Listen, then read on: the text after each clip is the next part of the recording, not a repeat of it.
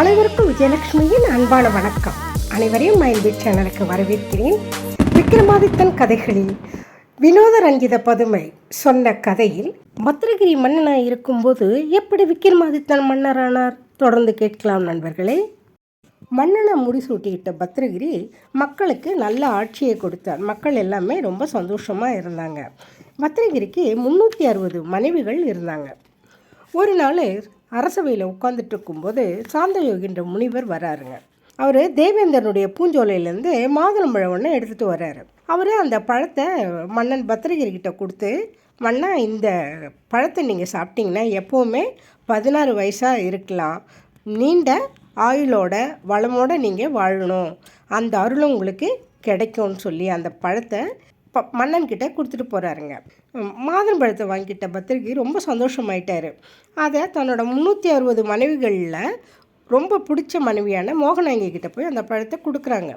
கொடுத்துட்டு, மாதுளம்பழத்தை ஒரு முனிவர் என்கிட்ட கொடுத்தாரு, இதை சாப்பிட்டா என்றைக்குமே 16 வயசாக வாழக்கூடிய சக்தி இருக்குது, அதனால் உனக்கு தரேன், நீ சாப்பிடு அப்படின்னு சொல்கிறாரு.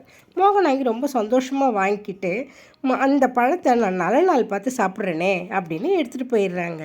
இந்த பழத்தால் துரோகத்தோட உச்சியையே பார்த்துட்டாருங்க மன்னர்.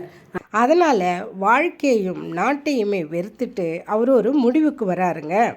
உடனே அவர் அவங்க தம்பிங்க விக்ரமாதித்தனையும் பட்டியையும் கூப்பிடுறாங்க. விக்ரமாதித்தா, நீ முடிசூட்டிக்கோ, பட்டி உனக்கு மந்திரியாக இருக்கட்டும், 2 பேரும் இந்த நாட்டை ஆண்டுக்கோங்க, நான் துறவரம் போக போகிறேன் அப்படின்னு சொல்கிறாங்க. விக்ரமாதித்தனும் பட்டியும் எவ்வளவும் சொல்லியும், இது என்னோட இறுதியான முடிவு, இதில் எந்த மாற்றமும் கிடையாது அப்படின்ட்டு விக்ரமாதித்தனுக்கு முடிசூட்டிட்டு பத்ரகிரி வீட்டையும் நாட்டையும் மக்களையும் திறந்துட்டு சன்னியாசியாக போயிடுறாருங்க. விக்ரமாதித்தன் மன்னனாகவும் பட்டி மந்திரியாகவும் இருந்து நாட்டை நல்லபடியாக ஆண்டு வராங்க. கன்னியாகுமரின்றது ரொம்ப சின்ன நாடாக இருக்குது. அதனால் இன்னொரு அழகான ஒரு நகரத்தை உருவாக்கணும்னு ஐடியா வந்து பட்டிக்கிட்ட சொல்கிறாருங்க. தம்பி பட்டியோட புதிய நகரத்தை பற்றி பேசிகிட்டு இருக்கும்போது தெரியாதுங்க விக்ரமாதித்தனுக்கு தன்னோட தலை இதனால தான் போக போகுதுன்னு. ஒரு நாள் பட்டி வனசகிரின்ற ஒரு மலைப்பகுதியில் ஒரு மேடான பகுதியை பார்க்குறாரு. அங்கே ஒரு நகரம் இருக்குங்க. அங்கே மக்களே இல்லை, பூதம் தான் நடமாடிட்டுருக்கு. காளி கோயிலும் ஒரு குளமும் மட்டும் அங்கே இருந்ததுங்க. காளியை போய் கும்பிட்டுட்டு வரலான்னு சொல்லிட்டு பட்டி குளத்தில் குளிச்சுட்டு காளியை கும்பிடுற விக்ரமாதித்தனோட தம்பி புதுசாக நகரத்தை உருவாக்குறதுக்காக இடங்களை போய் பார்க்குறாரு. வனசகிரின்ற ஒரு மலைப்பகுதியில் ஒரு மேடான பகுதி இருக்குதுங்க. அங்கே ஒரு நகரம் இருக்குது. அங்கே யாருமே மனுஷங்களே இல்லை, பூதங்கள் தான் நடமாடிட்டு இருக்கு. ஒரு காளி கோயிலும் ஒரு குளமும் இருக்குது. காளியை போய் கும்பிடலான்னு நினச்சி பட்டி குளத்தில் குளிச்சுட்டு காளியை கும்பிடுறாங்க. கோயில் பிரகாரத்தை சுற்றி வர்றாரு.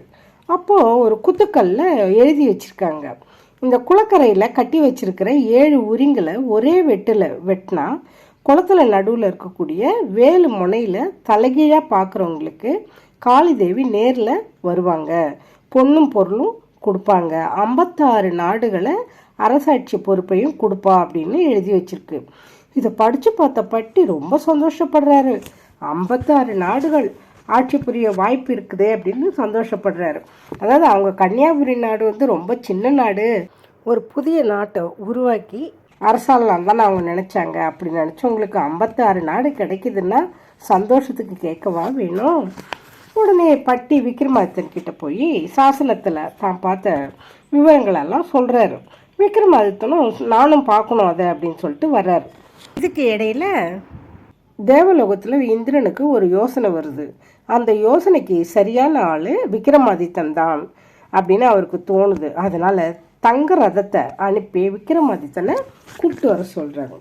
இல்லை, இந்திரன் தன்னை கூப்பிட்டு வர சொல்கிறாருன்னு ரொம்ப சந்தோஷப்பட்டு காளி கோயிலுக்கு போயிட்டு கும்பிட்டுட்டு காளி தேவிக்கிட்ட எலுமிச்சம்பழமும் குங்குமத்தையும் வாங்கிட்டு இந்திரன் அனுப்புன அந்த ரதத்தில் ஏறி இந்திரலோகத்துக்கு போகிறாருங்க விக்ரமாதித்தன். இந்திரன் ரொம்ப அன்பாக கூப்பிடுறாரு. விக்ரமாதித்த மன்னா, உங்களை எதுக்கு இங்கே வர சொன்ன தெரியுமா? இந்திரலோகத்தில் நடனம் ஆடுற ஊர்வசி ரம்பா 2 பேரில் யார் ரொம்ப நல்லா நாட்டியம் ஆடுறாங்கன்றதை நீங்கள் கண்டுபிடிக்கணும். இல்லை, இந்த பொறுப்பை கொடுக்கறதுக்கு தான் உங்களை வர சொன்னேன்னு சொல்கிறாரு இந்திரன்.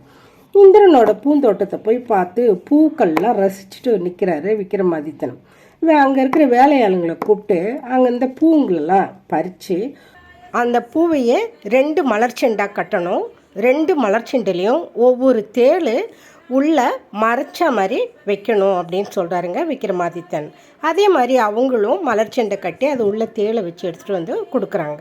இந்திர சபை கூடுதுங்க. ஊர்வசியும் ரம்பையும் நடனம் ஆடுறதுக்காக ரெடியாக இருக்காங்க.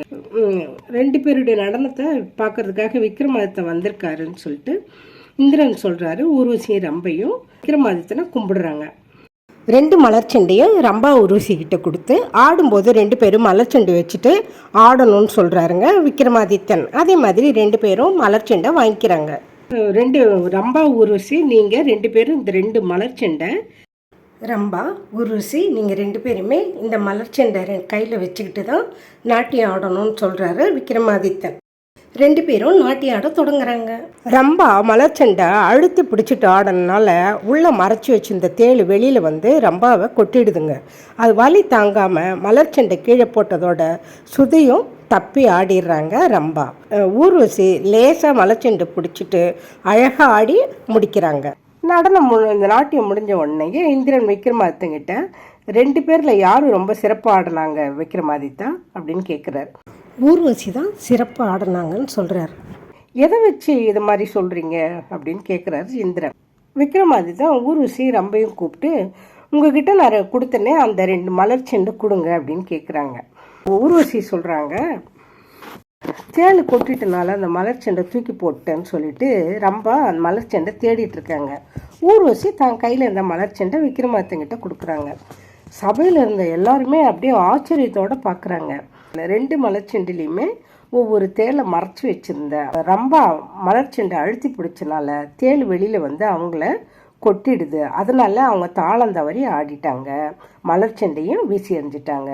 ஊர்வசி மலர்ச்செண்டை ரொம்ப மெதுவாக பிடிச்சிருந்தனால தாளம் தவறாமல் ரொம்ப அருமையாக ஆடினாங்க. அதனால தான் ஊர்வசி ஜெயிச்சாங்கன்னு நான் சொல்கிறேன்னு சொல்கிறாருங்க விக்ரமாதித்தன். இந்திரனும் சபையில் இருந்த எல்லாருமே விக்ரமாதித்தனுடைய அறிவை புகழ்கிறாங்க. இந்திரன் விக்ரமாதித்தனுக்கு பரிசாக 26 பதுமைகள் உள்ள அந்த தங்க சிம்மாசனத்தை கொடுக்குறாருங்க.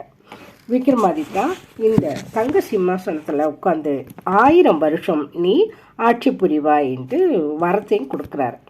சிம்மாசனத்தோட உஜ்ஜயினி மாகாளிபுரத்துக்கு திரும்பி வராரு விக்ரமாதித்தன்.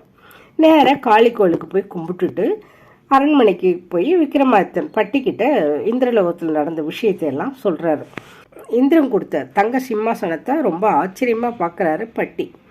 அண்ணா, தங்க சிம்மாசனமும் அற்புதமான வரமும் உங்களுக்கு கிடச்சிருக்கு, எனக்கு என்ன வாங்கிட்டு வந்தீங்க அப்படின்னு ரொம்ப ஆர்வமாக கேட்குறாரு. பட்டிக்காக தான் ஒன்றுமே வாங்கிட்டு வரலையேன்ட்டு நினச்சி ரொம்ப வருத்தப்படுறாருங்க விக்ரமாதித்தன்.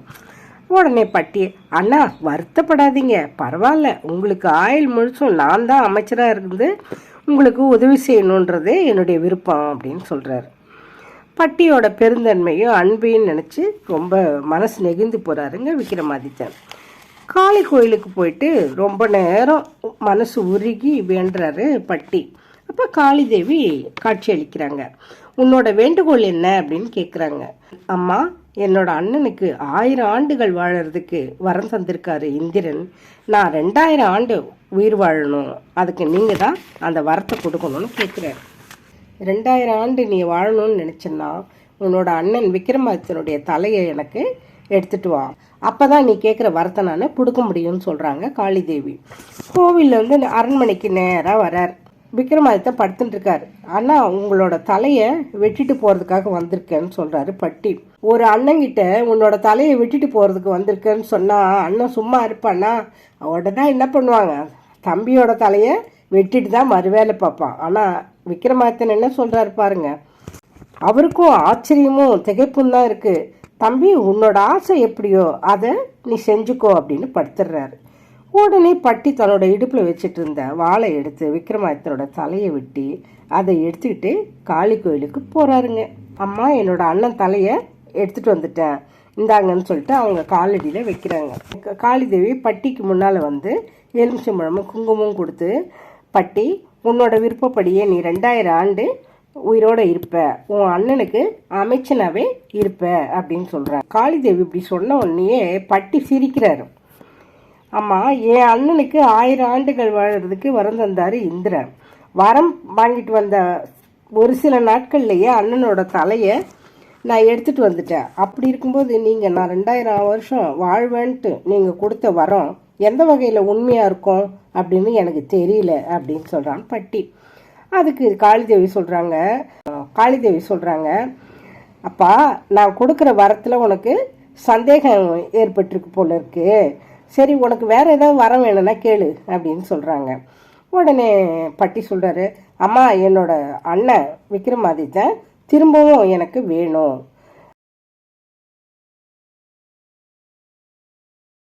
அப்போ தான் நீங்கள் கொடுத்த வரத்து மேலே எனக்கு நம்பிக்கை ஏற்படும் அப்படின்னு சொல்கிறாருங்க பட்டி.